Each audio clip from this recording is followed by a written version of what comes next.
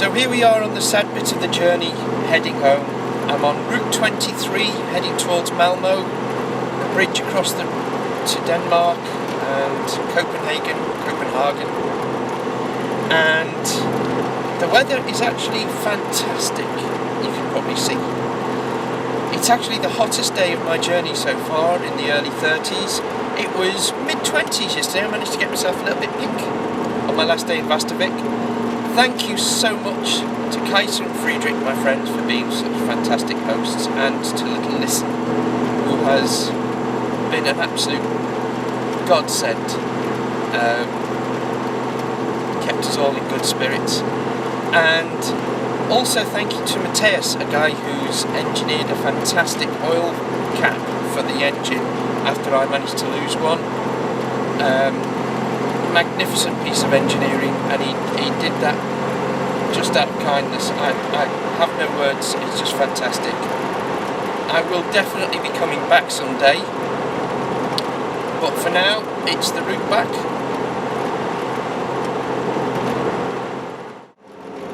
The car is running beautifully in spite of burning oil. It's the only thing that's going wrong with it, and the scenery is just spectacular. Absolutely spectacular.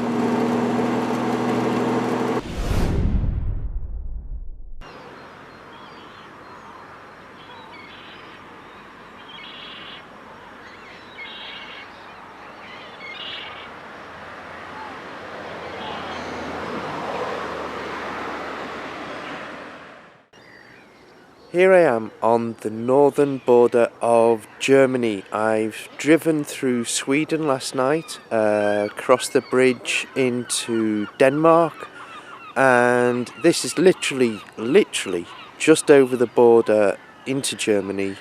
I've parked the car, slept overnight, and woken up to this fantastic sunrise with the Baltic behind me. So I thought this is the perfect start to the day.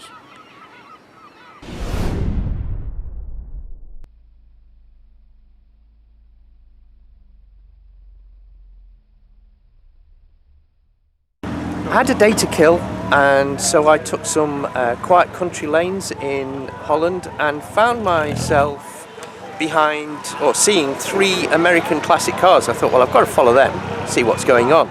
And it turns out there's a classic car show, and I was directed into the exhibit area. So we've now got a classic car show as a bonus, and I'm going to have a look round and see what I can find.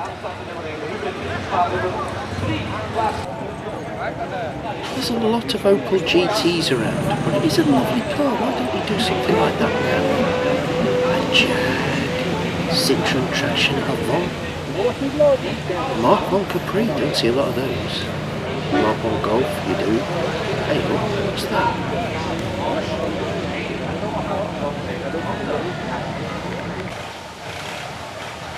It's a Citroen. And that ain't no Citroen engine.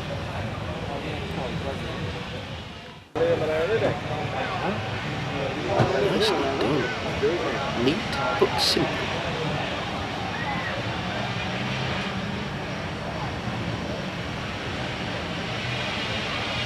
So, I saw this fantastic Citroen, and your name, sir? Evert Bron. Evert. Evert. Evert is my first name.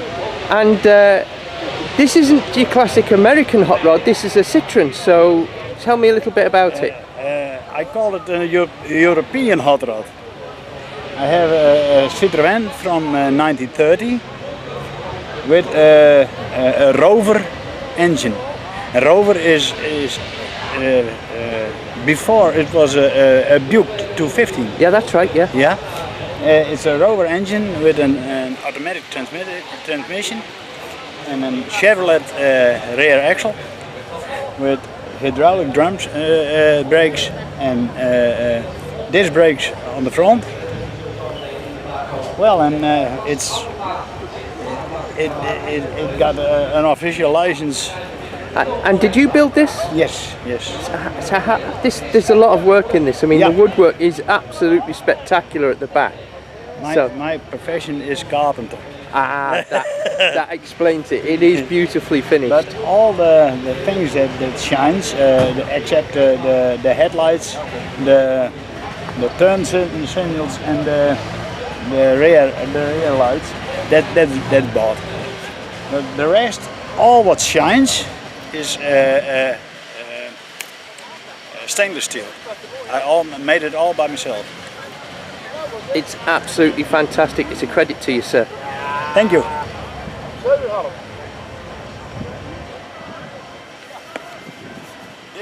This is how I bought it. Okay.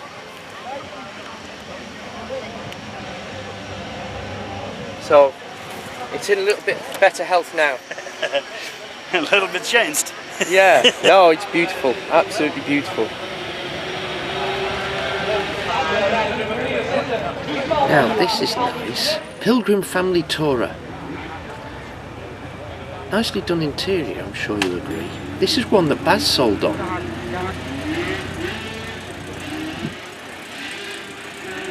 It's based on a Ford Cortina, and probably the best of the Bulldog family from Pilgrim. And it's only a couple of cars up from our Quantum.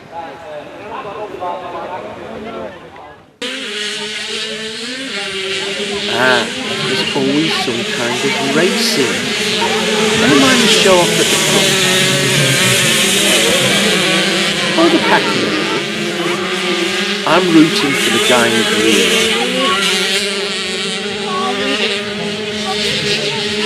Here comes the show off again. Bit of a fight for second place, that's all. There he goes. Held on to second. Where's my guy? Oh, catch him, catch him. Go on, you can catch him. Go on. No one ever roots for the guy at the back. There's the short. And the battle for third. There's our guy.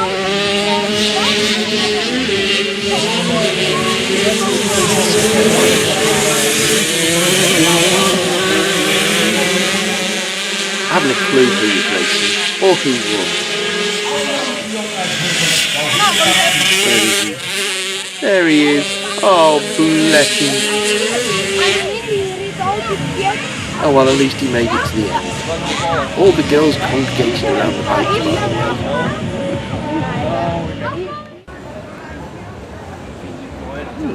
That's interesting. They do like their trucks at these shows, same in the UK. Now there's something very dodgy about these old geezers. Very dodgy.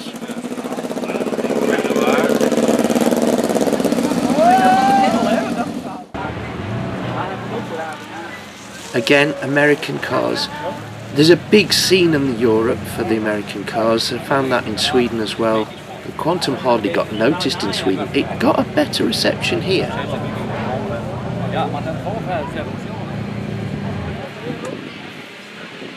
The girl is Jeet Lampa. Ah. Citroen. Triumph Sunbeam. Ah, now this is a JBA Falcon. Another one of Baz's. Looks like the owner's trying to make out it's in a Jaguar SS100. It ain't. There's the Bulldog again. Ah, we'll come back to this one. Very special. Yeah.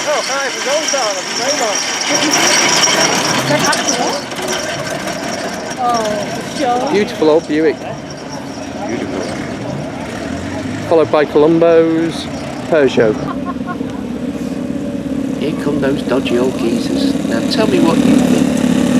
That ain't no water. I wonder what he's got under the boot of that. That's no electric motor. It's definitely not a scooter motor. Nutters.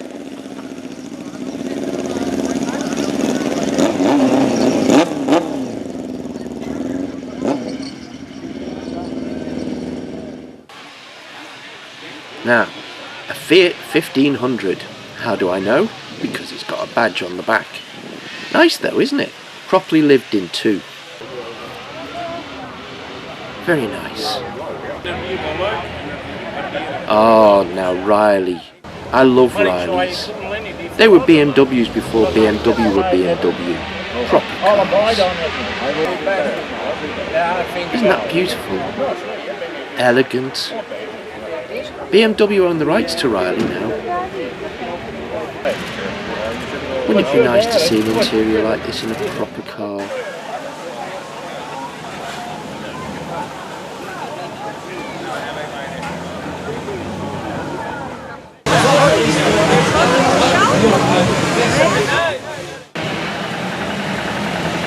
Ah, they do like the tractors at these events.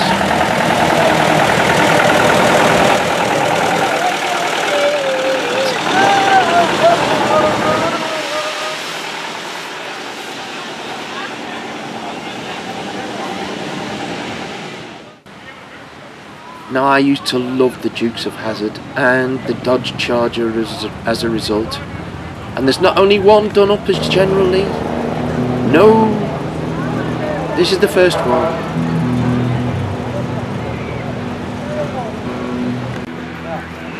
And here is the second. Fantastic. What a show.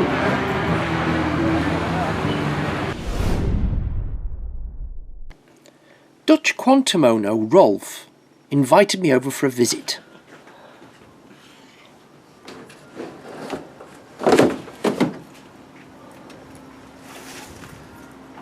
That's a Ginetta G20 engine. Converters from rear wheel drive to front wheel drive. Yeah. Wow, so that's a Z-Tech, is it? Yeah. Ah. It's a normal aspirated standard 130 PS Z-Tech. Only converted to back converted to a small V-belt instead of a multi. Yeah. Because the frame isn't wide enough for. So you've got a couple of brake horsepower more. I reckon. And there's the headlamp mechanism that everyone's always been curious about. You can't see it on with those. a Fiesta motor at the end. Yeah, Fiesta motor at the end. Very clever piece of kit, isn't it? It's such a simple solution, isn't it? It is. Simple solution, always best. Yeah, that's what we like. And I see you've got all the sections boxed in so that it, you know, some people just leave it open, don't they? Oh, it makes a mess. I know. I was experimenting with this, but it's a bit wide. But yeah. It takes away so much dirt. Yes. Yeah. No, really, I'm really with you. worthwhile. That's what I'd do. That's what I'd do as well. It's really worthwhile. That's why I put also a seal on the on the rear of the flip front. The only thing is there was an inlet manifold, but on the Ginetta is a very low bonnet line, so it has a straight inlet manifold this size. My bulkhead is too close. Yeah. So I had to convert it. I only had a 1.6 inlet manifold, and I was trying to mate it. Normally you'd say the hose would mate just exactly straight one on another. Yeah. They didn't. They didn't. It was a horrible piece of kit. It was not smooth at all. Yeah. What Ford delivered on my Escort Clipper, where it came from, it was just matched. It was with all edges and things. So I took the injector plate. Yeah. Marked it with a ruler, and then smoothed it all out. Yeah. And now it's effectively it now fits. Yeah. So. Oh, it's a very neat installation anyway. Right. Yes, I took away all the wires. There were all wires everywhere on this car. People tend to just stick them in. Stick them in, and it works and functions okay. But I put them all in the you know, in the tubing, in the plastic tubing, which is made for that. Yeah, yeah. Now, and you just tie them up, and it's nice and neat, and not a wire inside. No. I mean, it is proper automotive automotive stuff. So why don't you use it? Yeah, yeah. Yeah, absolutely, no argument with me. That's the sort of thing I like. So yeah. The only thing I'm not quite satisfied with my relay box, Yeah. but that's why that's inheritance, because I wanted to mega squirt this engine, and this is a mega squirt box. Yeah. But last year I found an original Ford ECU for this engine for silly money, so I just put that in. Much easier. And as it's my everyday car, it's kind of assurance. It's normal, good. Yeah, good reliability. Yeah, exactly. Yes. Wow. Right, I have one job to do. I have to fill it with oil just for the once. You got plenty now. Yeah. Thank you very, very much. I'll just take a shot. Oh, you've got the Ginetta steering wheel as well. That's major That's cheating. a little reminder. Yeah, a little reminder that you've got a Ginetta Racing Series engine in. Right. And where did you get the veneer from on the dashboard? Was that like a... where did you, was that This is the original Quantum. Quantum supplied that, did they? Yeah, they did. Oh. It's in the luxury kit. Ah. You could order the new style dashboard, Okay. which is effectively the Fiesta dashboard, a bit rounded off. Yeah. But it's their own Moulding. molding. Yeah. Didn't know about that. Don't see many of them around. Yeah. Interesting. Okie doke. Right. I shall start filling mine with oil. Then we can do some driving. After Rolf's wife cooked an absolutely fantastic meal, they said they'd take me to see some cars they thought I'd be interested in seeing. So, my friends, you're going to see some gratuitous driving shots.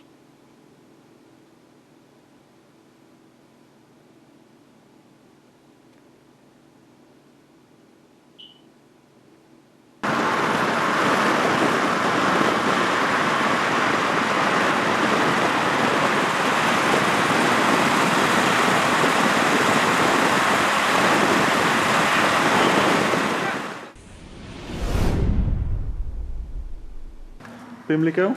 Yeah. Can you have a peek? Sorry? Can you have a peek through the caravans to Yeah. the end? Okay. That's number 2. Right, okay. So we'll go Pimlico hunting. Are they both yours, the Pimlicos? Just the blue one. Just the blue one?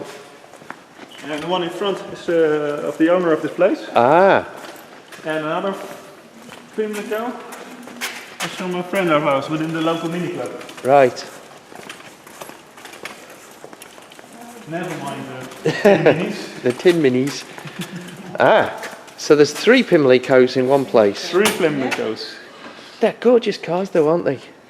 Lovely. I love the way Richard Oakes restyled the rear end, because it's still mini. Yeah. But it's updated so successfully. No, I'm a big fan of these cars. And they're so fun to drive. Yes.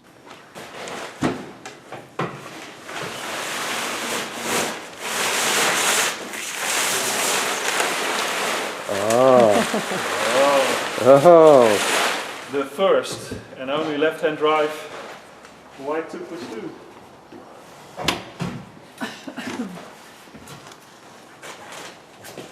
Wat wil je eerst? De tafel of de stoel?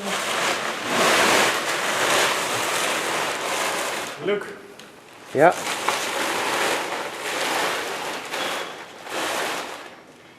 That's the press car. Yeah. And from the importer Yeah. in the Netherlands. That's important. Yeah. You can see it in Auto Week, Auto Trader. Yeah. Who was it at the time? Well, there were a little bit of accident damage, especially on the other side. Yeah.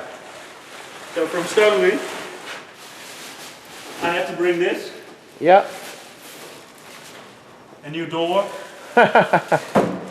Within my 2+2.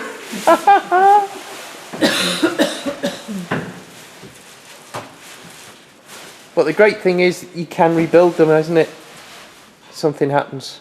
Je schuift een stuk oranje plastic onder nou, hè? Yeah,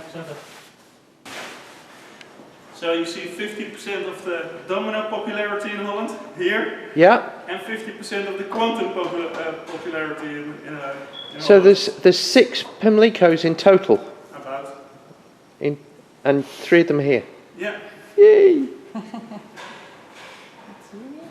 Well, if ever I get hold of one, I'll let you know, just in case there's somebody who wants to make it number 7. I love them. I just think it really is the best update on the Mini that's yeah. ever been done. Yeah.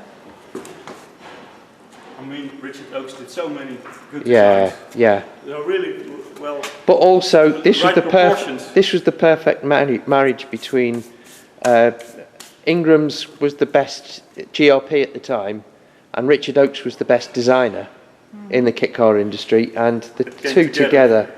for that. And what a beautiful thing. I'm surprised actually they didn't sell more. You know, they didn't take off. But they weren't cheap. No, they weren't cheap, but at the same time, what it was is, you know. And we wore sound barriers. It'd be a great car for going down the beach in. I mean, Yeah. this Definitely. it is such a cute car. I mean, every single aspect, the around the bottom here where he put this little styling touch that carries all the way through. This little flare. That was a bit of Richard Oakes' styling theme. He used that on the Dutton Melos as well. Yeah. That on the side sills, that little ridge on the side, where he just added that little bit. Definitely. It doesn't even need the mini grille, the Pimlico. It looks cute with the you know, Yeah. without it as well. But yeah, another Richard Oakes classic. When we traded this through customs, we were held. Yeah. Because the document says it was a mini domino. Yes. And the custom officer came out of his office. I don't see a mini.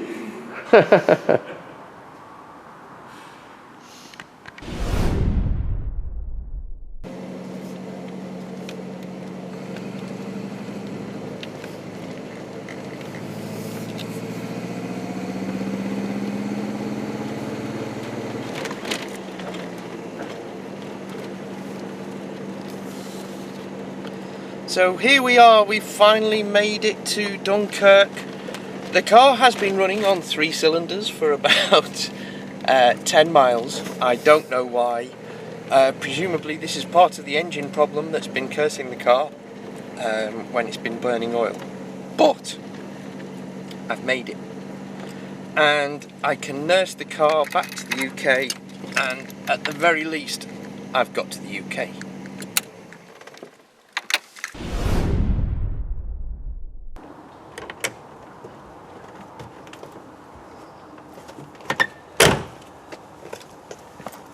So here we are, back in the cloudy UK, back home. 2,855 miles, no breakdown trucks. I have had to pull over once because the car was overheating. Just let it cool down and it was fine after that. The fan stopped working sometime around Sweden. We've checked the fan's fine, so it's just some sort of connection. Everything else is fine. The car was running on 3 cylinders from about Dunkirk until I reached Oxford.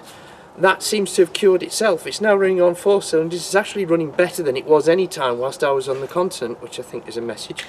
But anyway, the car has made it. Successful trip, and thank you to all the people out in Sweden, Holland, Germany, all the friends I've made. It's been a fantastic journey. I hope you've enjoyed it, and join me for another road trip sometime in the near future.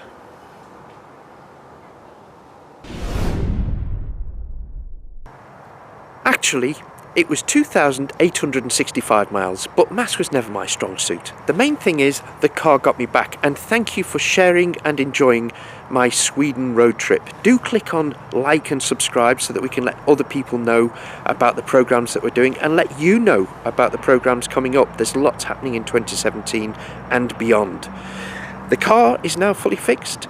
It was a piston ringy type thing, so I'm no longer burning smoke.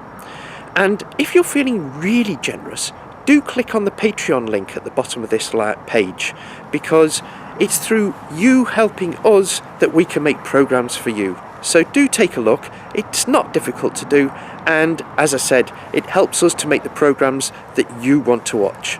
Thank you very much.